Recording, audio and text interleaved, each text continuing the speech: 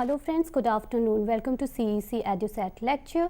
Friends, as you know, we are having lecture on Indian economy. So today's topic for lecture is Indian economy, agricultural prices and policies in India.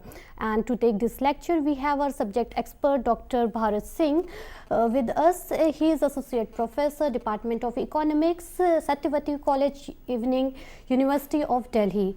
He has been teaching since last 25 years with expertise in Indian economy.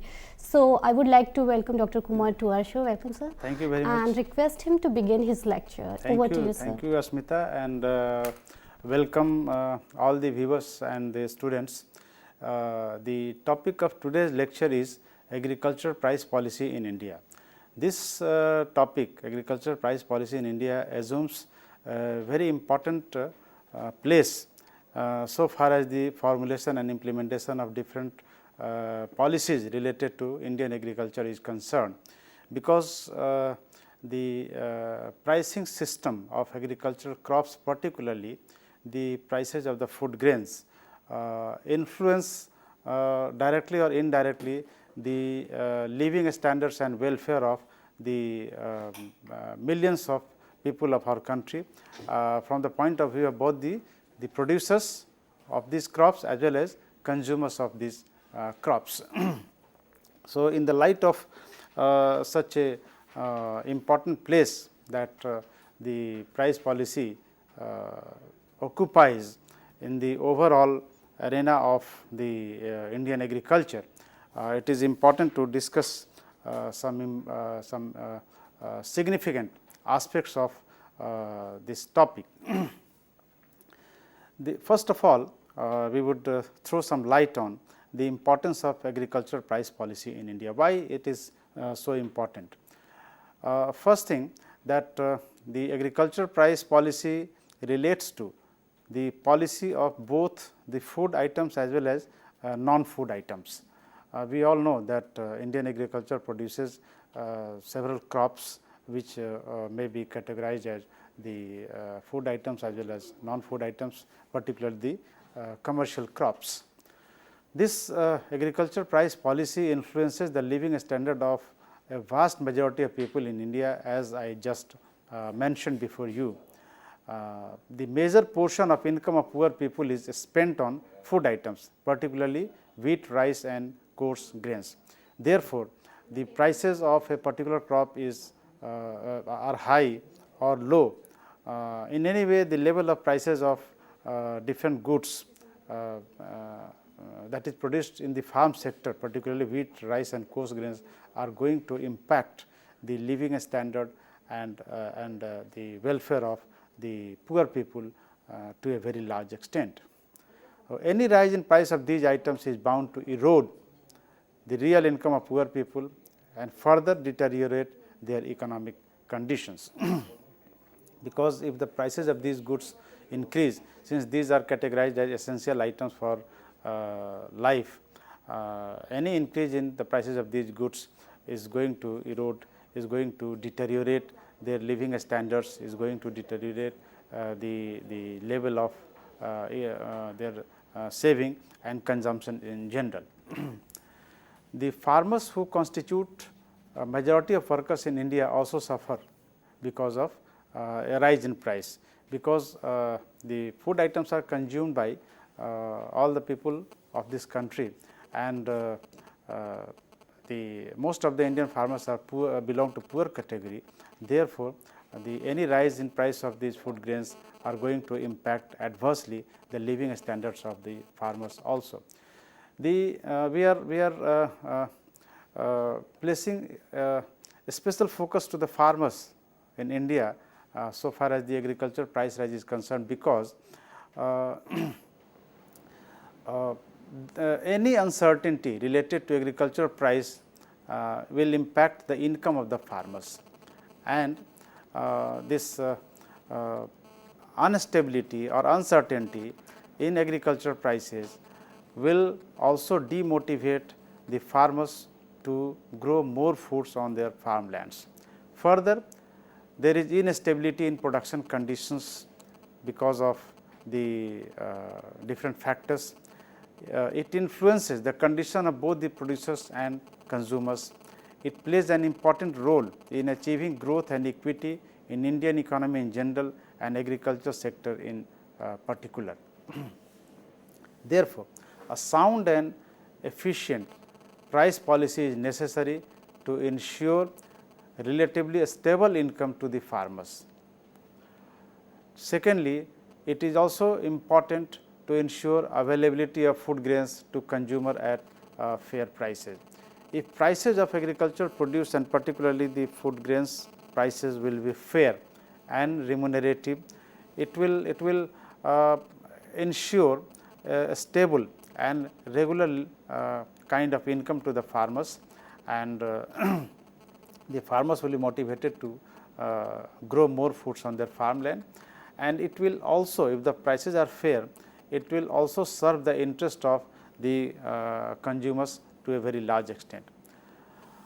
It will also ensure food security by improving production and distribution networks.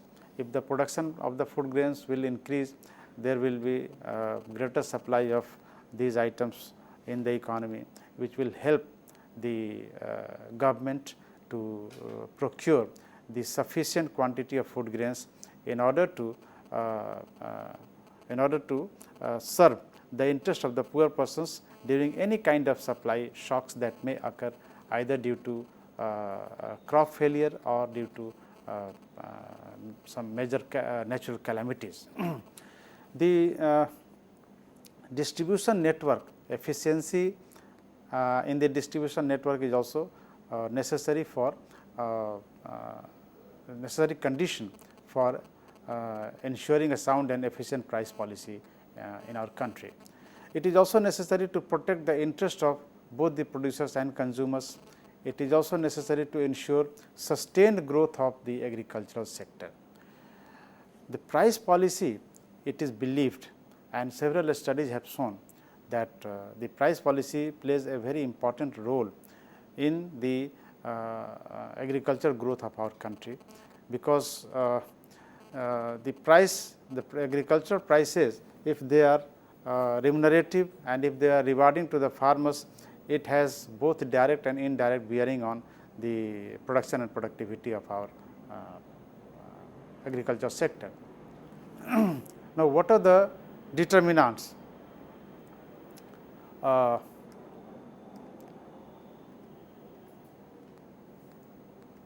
are the determinants of agricultural prices in India? What factors determine the agricultural prices in India?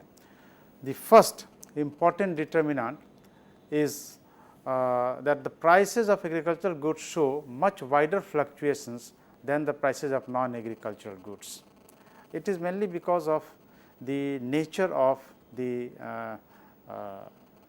production process in the agriculture sector, nature of the goods produced in the agriculture sector, and there are several factors besides agricultural inputs that influence the production and productivity and the final output in the agriculture sector. Therefore, since there is chances of greater fluctuation in production and productivity in agriculture sector, therefore, it entails the fluctuations in their prices also. So, it is stated that the degree of fluctuations in the prices of agriculture goods is greater than that of the non-agricultural prices of the non-agricultural goods.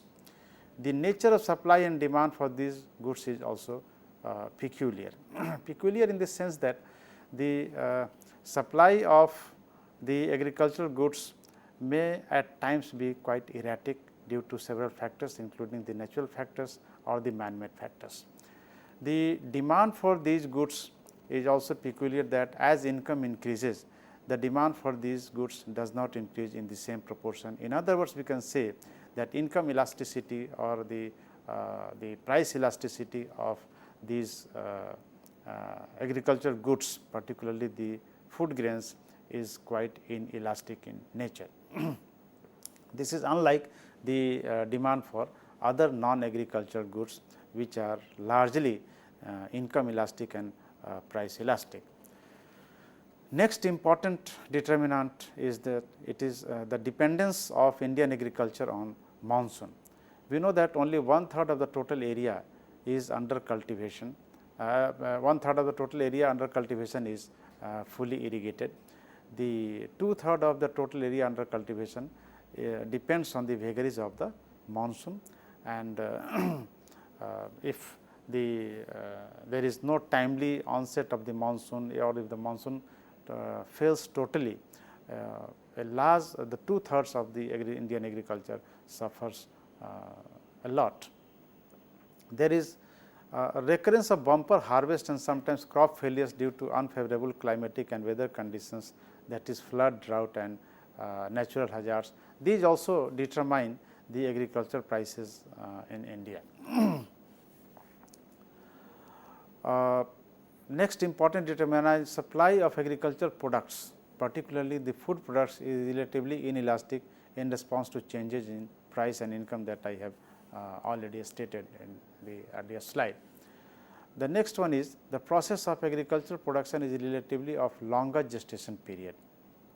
This is unlike the production of many manufactured products in the industrial sector.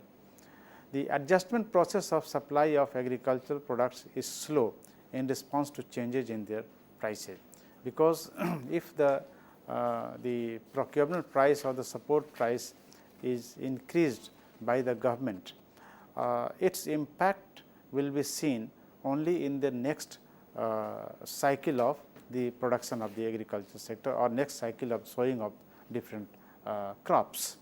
So, its adjustment process is slow as compared to the process in the non-agricultural sector. Such adjustment process is quick and fast in case of the industrial products. The price elasticity of demand for agricultural products, particularly food grains, is relatively low, as we all know about it. In case of bumper crops, prices decline sharply, and in case of failures, it shoots up within no time. Historically, it has been observed that when there is very rich harvest, the prices of food grains decline if there is no intervention from the side of the government. And it is stated that Indian agriculture suffers from paradox of plenty, that the bumper crops, instead of enriching the farmer and instead of increasing the level of income of the farmers, it tends to reduce their income by lowering the price level of these products. And in case of crop failures, the prices tend to increase very fast, as these goods are categorized as essential for life. The inelastic nature of supply and demand for these products causes sharp fluctuations in prices of agricultural products. The problem is further accentuated by inadequate and inefficient supply management of food grains, relating to shortage of adequate storage and delivery facilities. The problem of supply and demand shocks is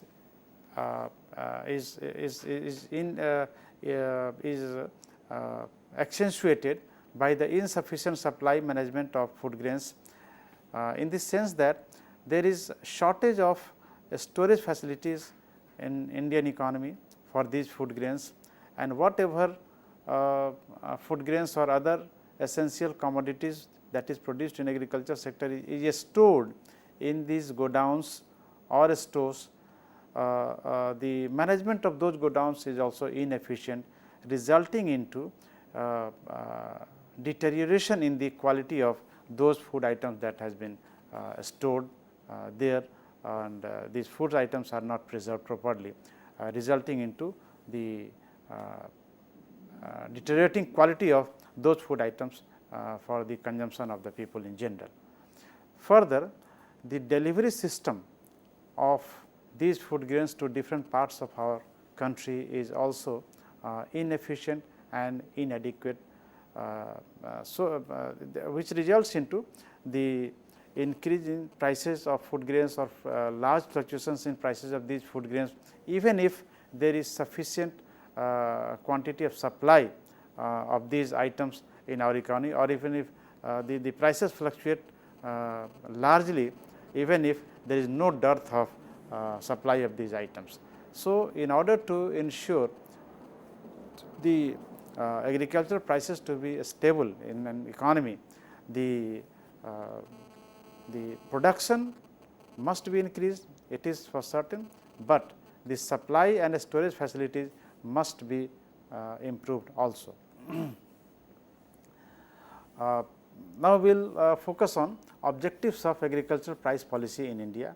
What was the need of adopting a separate agricultural price policy in our country?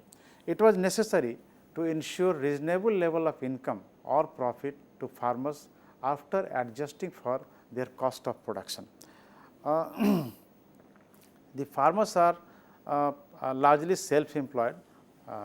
It is such an occupation which is carried out by farmers, in which they invest their own labor or hired labor.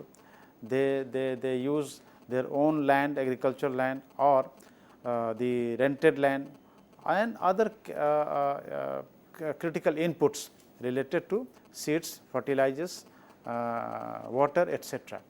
So, if the farmers are investing these resources, using some inputs which naturally incur some cost, they must be given some benchmark level of income or profit to keep them in the farming business, farming activity, and this is also necessary for developing our agriculture sector on a sustained basis. So, in order to fulfill this objective of providing remunerative prices, remunerative income to the farmers, and for the long term sustained development of Indian agriculture, this agricultural price policy was formulated in our country. Remunerative prices to farmers will promote more investment and use of modern methods or inputs of cultivation. If the income of the farmers will increase, their saving will increase, and if the saving increases, investment will increase. If investment increases, the production and productivity or the yield per acre in agriculture sector will also increase.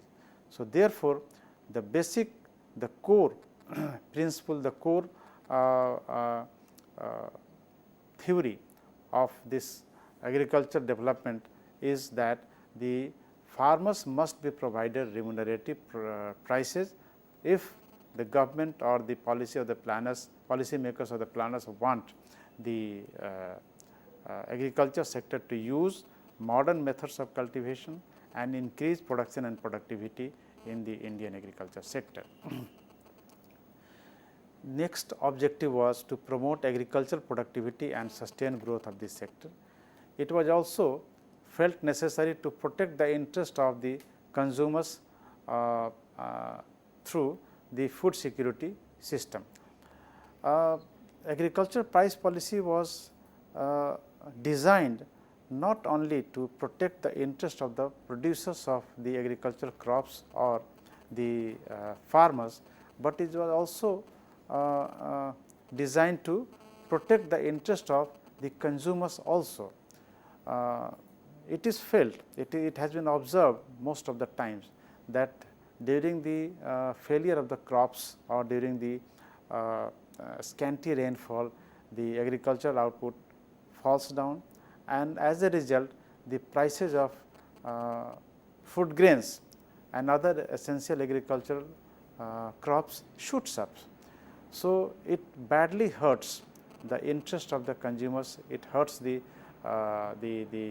welfare of the consumers, and thereby eroding their level of income and saving in our economy. During that period of time, time of contingency, the government intervenes in the agriculture market through the instrument of agriculture price in India, and it intervenes to provide different agricultural items to the consumer at a reasonable price using the food grains that has been stored in the buffer stocks, which is whose items are distributed or provided to people in general through PDS and other such mechanisms. Next important objective of agricultural price policy is to maintain appropriate terms of trade between agricultural and industrial sector for balanced growth of both the sectors of the economy. It is often felt that the terms of trade between the agriculture and industry or agriculture and non-agriculture sector is largely against the agriculture sector, and it is in favor of the non-agriculture sector. What will happen if the terms of trade is against the agriculture and in favor of the or you can say that the terms of trade is largely skewed in favor of the non-agriculture sector? What will be its impact? The impact will be that the inequality of income across the masses and will increase. Inequality of income will increase. This will materialize mainly because of the intersectoral inequality in the income of the people who are employed in these sectors, and the intersectoral inequality of income is generated mainly because these terms of trade is largely biased, largely skewed in favor of the non-agriculture sector. So, this in order to bring a balance between these two sectors and the terms of trade, to maintain fair terms of trade between these two sectors, the intervention from the government is necessary in form of agriculture price policy. Of late, it has been a recent decade, during the recent decades, it has been observed that agriculture, the terms of trade is gradually turning in favor of the agriculture sector. What are the important instruments at the hands of the government or the agriculture at the hands of the agriculture price policy in India, through which government implements its agriculture price policy? The first important instrument is the minimum support prices. The minimum support prices is primarily designed, is primarily formulated and to protect the interest of the farmers, because as the name suggests, the term suggests, the farmers are ensured or farmers are guaranteed to be provided a minimum price for their agricultural crops, and that is guaranteed by the government. Whatever the surplus agricultural crops the farmers have at their disposal, the government is ready to procure all those surplus crops, all those surplus produce at the pre-decided prices of the products. The second important instrument of agricultural price policy is the maintenance of buffer stocks. This is necessary to ensure price stability of crops, and it is essential to protect the interest of both producers and consumers. As I have just now stated, that buffer stock maintenance is necessary to intervene at a time when there is supply side shocks. The supply side shocks result into the shortage of supply of food grains and other essential agricultural commodities. During that period of crisis, the government releases the sufficient quantity of these agricultural crops from its buffer stocks, so as to moderate the sharply rising prices of these products. So, buffer stock is a very important instrument at the hands of the government to protect the interest of the consumers. Third important instrument is import of agricultural crops. This is necessary to fill the shortfall and ensure price stability. Sometimes it may happen that the stock of food grains or other essential agricultural commodities that has been kept in buffer stocks may fall short of the demand, may fall short of the requirement, and it is insufficient. In order to meet this gap between demand and supply, the government may have to resort to the method of import of those scarce commodity, those agricultural crops whose supply has fallen short of its demand. But the import of food grains has been discontinued from the mid 1970s in India. So, it does no longer an important instrument of agricultural price policy to serve the interest of producers and consumers. So, therefore, we will focus on the above two important instruments of APP, agricultural price policy, that is MSP, and the maintenance of buffer stocks in the following part of our lecture. So far as the MSP is concerned, the policy paper Agriculture Price Policy, a long term perspective 1986 highlighted three most important preconditions for increasing production of any crop in India. It was stated in the policy paper. The first important condition is that it relates to provision of package of technology, and we have already seen in earlier parts of our lecture that how the package program as adopted during the mid 1960s resulted into the immense increase in quantity of food grains, particularly rice and wheat in Indian agriculture, which was termed as the green revolution. This was a package program. So, in order to in order to make the agricultural price policy successful, first condition is that there should be adequate provision of package of technology. Second important precondition is existence of efficient system of delivery of inputs and services to facilitate adoption of this package. Unless and until there is efficient and wide network of delivery of inputs, the farmers would be deprived of using these modern methods of cultivation, modern techniques of cultivation. Even if there is the technique of cultivation in our country is a very high level, it is of no use unless and until it is provided to the farmers, or the farmers have access to these techniques of output. This can be ensured only through the efficient system of delivery of these inputs, the know-how and other services to be provided to the farmers. Next important precondition envisaged in the agriculture price policy was the provision of a remunerative market price for their produce to the farmers. Unless and until the prices are remunerative or adequate, the farmers will not be able to cover up their cost, not only cost, but they should be given some surplus over and above their minimum cost of production. And unless and until these prices are remunerative, the farmers will not be motivated to undertake the work of cultivation in our country. What are the necessary institutional arrangements which were made to implement these policies? The first important institutional arrangement relates to setting up of Agriculture Prices Commission in 1965. This is known as APC, which was established, set up in 1965.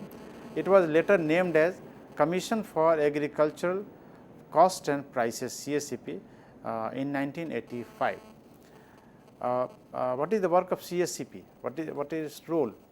CSCP submits its recommendations to the government in the form of price policy reports every year, separately for 5 groups of commodities, namely kharif crops, rabi crops, sugarcane, raw jute and copra. Copra relates to the coconut products. Under kharif, we know that the paddy or the rice and maize, jowar, etc. are produced. Under rabi, we keep we know it relates to wheat and pulses and sugar cane, etc. Sugar cane, we know, raw jute we are also aware of. These 5 groups of crops consist of 23 commodities, which comprise 7 cereals, 5 pulses, 7 oilseeds and 4 commercial crops.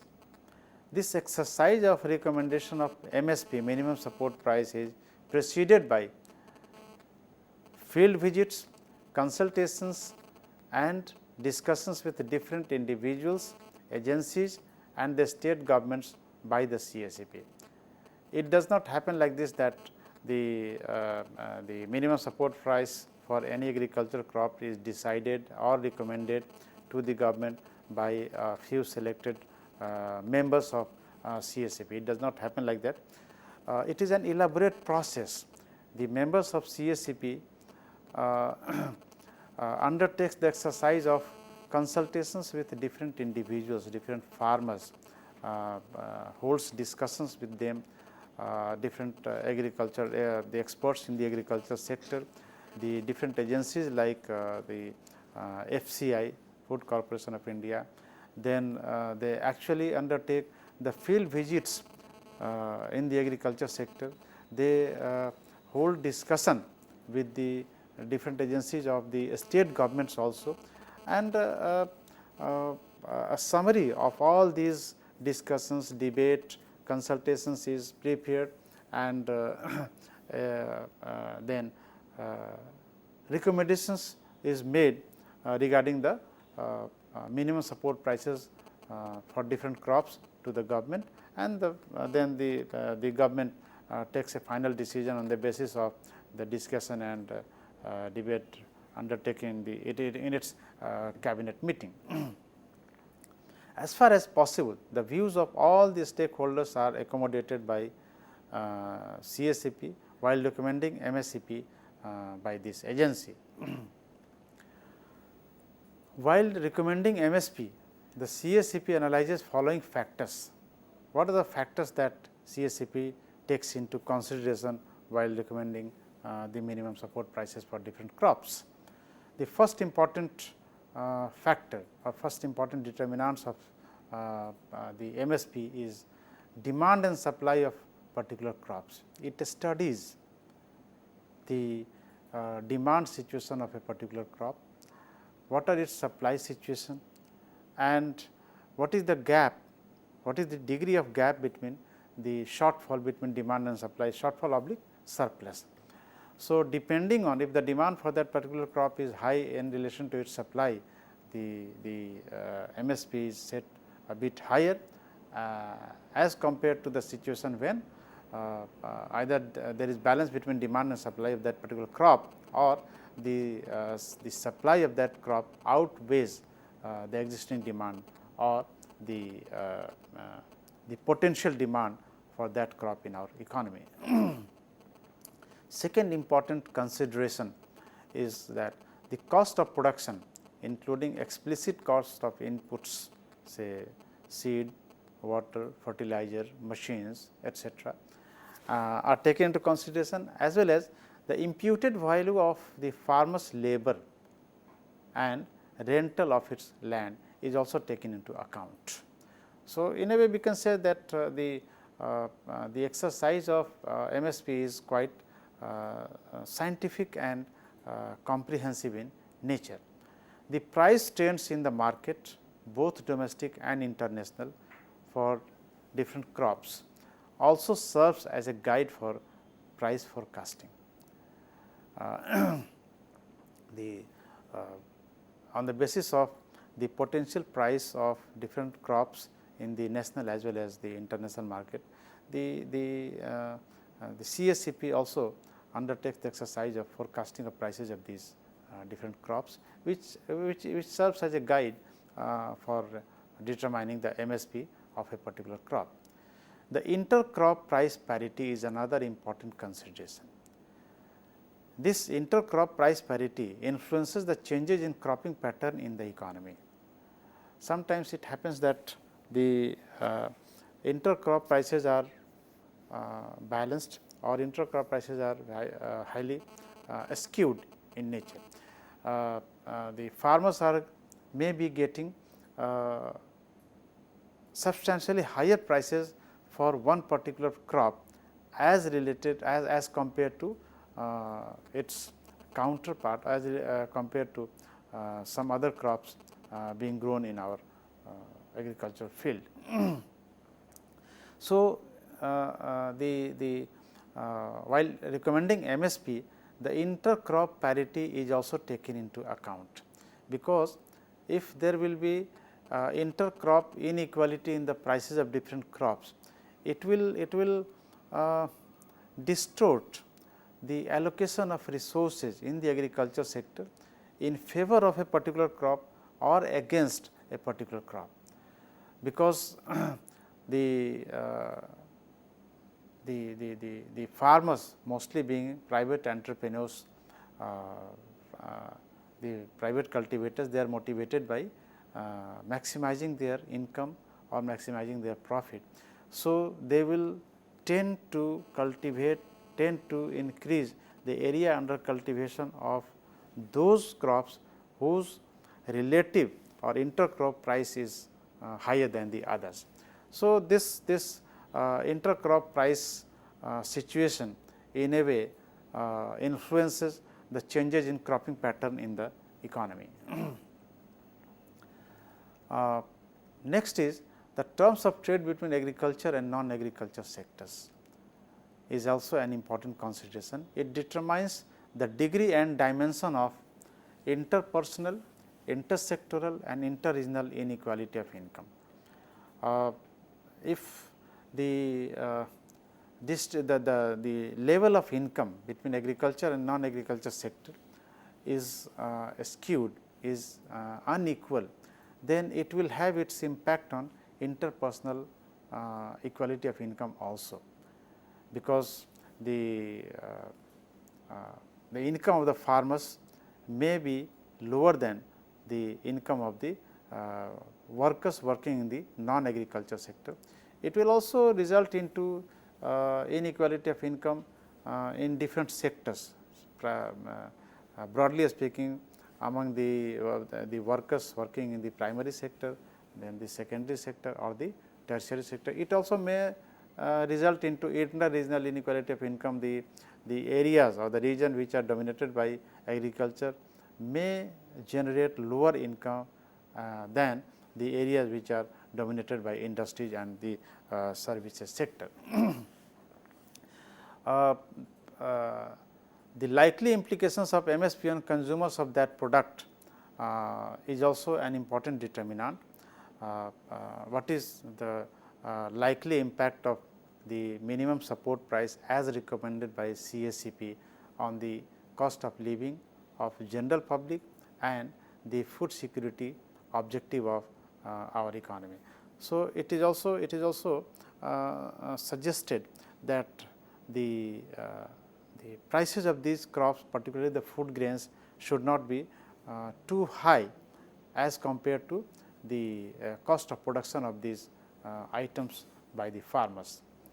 Then the CACP also takes into consideration the likely impact of MSP on the level of wages and industrial cost structure and inflation. If the MSPs of different crops will increase, the cost of living of workers working in non-agriculture sector will also increase. So, worker in these sectors will demand higher wages, and if the wages increase, the cost of production of items produced in the industrial sector will also increase. So, it will have an impact on the overall inflation in the economy, because the the prices of goods and services will increase, wages will increase, and so the prices of agricultural items, higher prices of agricultural items enters into the prices of non-agricultural items in different ways, either directly or indirectly. So, these are some of the important considerations that CACP or Commission for Agricultural Cost and Prices takes into account while determining the minimum support prices for different agricultural crops, particularly the food items. It may be noted that cost of production is an important factor that goes as an input in determination of MSP. While we have already discussed that while determining or recommending MSP for a particular crop, its cost of production is taken into consideration. It is assured, it is guaranteed that the MSP so determined should be greater than cost of production. Normally 20% margin over and above the cost of production of agricultural crop is attempted to be maintained. But it is certainly not the only factor that determines the MSP. Of course, the cost of production is the primary factor in determining the MSP of an agricultural crop, but it is not the only factor. There are certain other factors also which are taken into account while determining the MSPs. These factors relate to the economic conditions of farmers and prices of other crops, because we have to take into account the relative prices of different crops also. The crop prices enter into cost of different other products also, as we have just now suggested. After discussing all these things, the agriculture price policy, its different instruments, then the determinants of agriculture price policy, determinants of minimum support prices, it is appropriate on our part at this stage to throw some light on the role of agricultural price policy, particularly during the post-reform period, which was adopted in July 1991. The Agriculture Prices Commission or the CACP has always tried to maintain a balance between the interest of both producers and consumers. Besides APP, several non-price interventions like subsidy and public investments are used to increase productivity in agriculture sector. Public distribution system or PDS is widely used to provide food at a cheaper rate to the needy. This is a part of the agriculture price policy which comes via the buffer stock in our country. Both higher production and cheap food are necessary to achieve the goal of food security. During post-reform period, greater emphasis and reliance have been put on price policy at the relative exclusion of non-price interventions. It has been observed in an important study.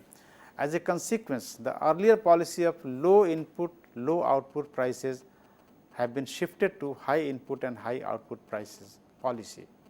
The public investment on irrigation, research, extension and other related infrastructure declined from 3.4% of agriculture GDP in early 1980s to 1.9% in 2001-3.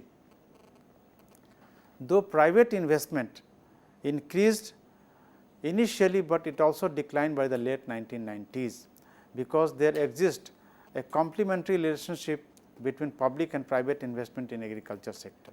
The private investment in agriculture sector only increases only when there is a commensurate increase in the public investment in this sector. In the absence of, or when the public investment is declining, the private investment also has a tendency to decline. It has been observed in our Indian agriculture case. Because there exists a complementary relationship, as a consequence, technology, development, dissemination and implementation received a major setback in this sector. Since there was decline in the investment both in the private sector and the public sector, there was inadequate development on the front of technology and implementation of different schemes related to agriculture development. As a result, yield growth has gone down and cost of production started rising. The rising cost of production necessitated higher MSP to maintain profitability of 20% or more to the farmers. It is worth noting that MSP in real terms declined in the 1980s, but returns continued to be sufficient to the farmers. So, it is suggested that even if MSP the remuneration to the farmers can be increased even when the MSP is lower, and this will happen under the situation of increased investment in the agriculture sector from the public sector and by the private sector also. This is because the cost of production declined, as I just now suggested, and productivity improved mainly for rice and wheat. The productivity of rice and wheat increased by more than 2.5% per annum during that period. On the other hand, cost of production of these crops increased by 1.5% per annum during the 1990s and beyond. This necessitated increased MSP to help farmers receive same level of income. This higher MSPs in the 1990s and beyond has not improved the income of the farmers, as these MSPs just compensated the rising cost of farmers. It is normally believed that the higher MSPs will increase the income of the farmers, it will improve their economic conditions, but it has been observed that in late 1990s, the income of the farmers have not improved significantly or substantially, even if the MSPs have increased during that period of time, because the cost of production also increased. The MSP was increased just to compensate the increased cost of production to the farmers. This also happened due to absence of yield increasing public investment in farm sector. No public investment was undertaken which would increase the production and productivity per acre in our agriculture sector. The second major factor driving higher MSP is the onset of liberal and open trade regime. In an era of liberalized policy regime related to exports and imports, agriculture price policy may face a challenge of low production being associated with low prices. On the other hand, when international prices of agriculture crops are higher and have a rising tendency due to supply shock, the domestic prices of these crops would also shoot up. Since there is free flow of, there would be a free flow of agricultural commodities across the world in the wake of in the era of liberalized policy regime. So, even if there is a bumper crop in the domestic economy, and if the international prices of a particular crop is very high, this surplus product may be exported to the foreign countries, creating a situation of shortage of supply of these items in the domestic economy, resulting into prices shooting up at a very fast rate. In such a situations, the procurement of food grains is in sufficient quantities to ensure food security becomes extremely difficult. The government will have to offer higher procurement prices to maintain food security. This happened in case of wheat during the year 1997, 2007 and 2008, when gross margin on this crop increased by more than 50%. So, just to maintain a proper stock of food grains in our godowns, maintain the buffer stock, the government of India had to increase the minimum support price in order to achieve its objective of food security in our country. Even if global prices decline, the farmers' lobby and political compulsions make it almost impossible for the government to roll back the increased prices. This is again a very pessimistic picture of the Indian agriculture, that we are not able to roll back the increased prices even in case of the bumper prices, bumper crops of agricultural crops. The continuous upward movement of MSP in the 1990s and beyond has produced positive supply side response. The agriculture the production productivity has increased. Secondly, it has created undesirable pressure on the consumers in form of increased prices of these agricultural crops, particularly the food grains. Then it has an adverse impact on poverty alleviation programs of the government and adverse impact on GDP also. This is quite surprising. According to one estimate, undertaken by Parikh in 2003, it is estimated that a 10% increase in MSPs of the rice and wheat leads to a decline in overall GDP by 0.33%. It also results into an increase in aggregate price index by 1.5%. So, 10% increase in the minimum support price of rice and wheat, only two commodities has been considered in that studies, and it has an impact of increase in aggregate price index inflation of 1.5%, reducing GDP by 0.33%. It results into a decline in investment by 1.9%, and this increased MSP by 10% had a very negligible impact on the agricultural GDP. It means the increase in MSP had a very little bearing on the improvement in agricultural GDP of our country. Further, the condition of bottom 80% rural and 100% urban population deteriorates due to increased MSP and these important bearing of impact of the MSPs. The agricultural prices have shown a continuous tendency to rise since independence, with 1952-53 as base. Agricultural price index rose from 110 in 1950-51 to 123.8 in 1960-61. With 1980-81 as base, agricultural price index increased from 107.3 in 1982-83 to 271.2 in 1993-94. Similar data has been provided for the year 2004 and 5 also.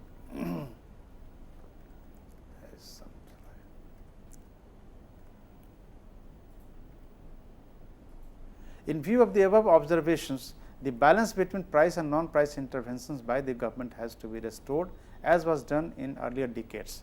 The non-price interventions through public investment have to be accelerated to reduce the cost of production. It will restrict the frequent upward revision of MSPs.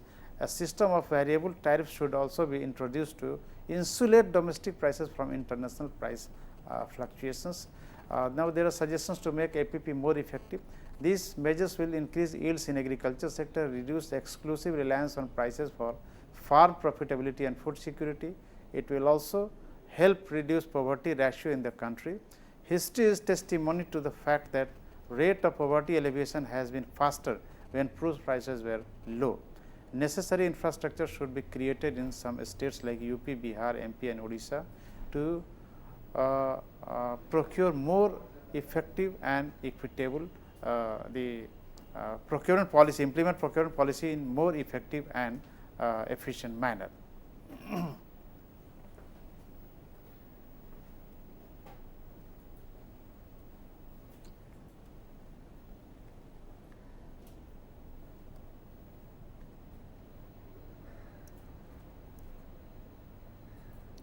Price support operations should be extended to other crops like pulses and oil seeds to encourage their production.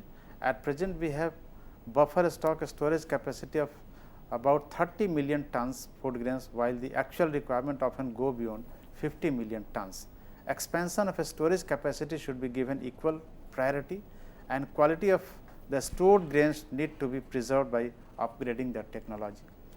The next important instrument of agricultural price policy referred to the buffer stocks, maintenance of buffer stocks. Buffer stocks refer to maintenance of certain minimum quantity of food grains and other essential items by the government, the FCI, Food Corporation of India. Maintenance of buffer stocks has become an integral part of the agricultural price policy in India. It is instrumental in minimizing fluctuations in agricultural prices in general and food prices in particular. Buffer stocks act as shock absorbers in times of supply demand shocks in the country. Under maintenance of buffer stocks policy, the government builds up stocks of food grains and other essential commodities by making purchases either from domestic market or by imports. During shortage of supply, these items are released in the market on reasonable prices in the interest of general consumers. During bumper crops, the government sucks the excess supply from the market in the interest of the farmers. The FCI is the agency undertaking the task of buffer stock policy. FCI was set up as an agency for direct market intervention for public price stabilization. The FCI is responsible for purchase of agricultural crops from the farmers at MSP determined by the government from time to time. FCI also helps the government to supply food grains to PDS shops. It also supplies these items during emergency situations like flood, droughts and other natural calamities. The minimum norm of stocks were fixed by 21 to 32 million tons for food grains for the year 2013 and 14 respectively. However, as against this, the actual stock in the central pool was around 78 and 70 million tons in June 2013 and 14 respectively. Further, the economic cost to the FCI for acquiring, storing and distributing food grains is about 40 to 50% more than the procurement price. The locked in extra stocks, particularly for the last 5 years in a row, reflect flaws in the food policy. This has also resulted in high cereal inflation despite bumper produce and overflowing stocks. This situation has called for a review of the entire food policy in India, particularly the efficacy of the policy related to MSP and buffer stocks. Thank you very much. Thank you so much for this lecture. So, briefly can you please explain briefly, as since we have very little time left. So, to what extent this agricultural price policy has been successful in achieving its objectives? So, for what it has been introduced? Yeah, that is a good question, and we have just now stated in our lecture that the minimum support price or agricultural price policy was designed to protect the interest of both the consumers and the producers, that is the farmers. And the important instrument at the hands of the government under the APP, agricultural price policy, was the minimum support price, which is granted to the farmers for their agricultural crops. And while determining the MSP, several factors are taken into consideration, and it is the emphasis is to grant such MSP to the farmers, which should be roughly over and above 20% over and above their cost of production. And the second instrument was the buffer stocks as adopted by the government through FCI. So, it has been observed in a study that MSP has not been very successful in increasing the production and productivity and ensuring food security in our country, because the MSP has been able just to compensate the farmers for the increased cost of production. This has happened mainly because the public investment in the agriculture sector has declined to a very significant extent, and the decline in public investment has been associated with the decline in private investment also. So, this is the reason. Thank you so much, sir. This is a really very nice explanation, and I would like to thank you again for being here. Dear friends, since we have no time left, then we are pausing our lecture. We are binding our lecture here, and if you have any other question, please write us back on our official email ID, which will be showing just after this lecture. Thank you so much. Thanks a lot.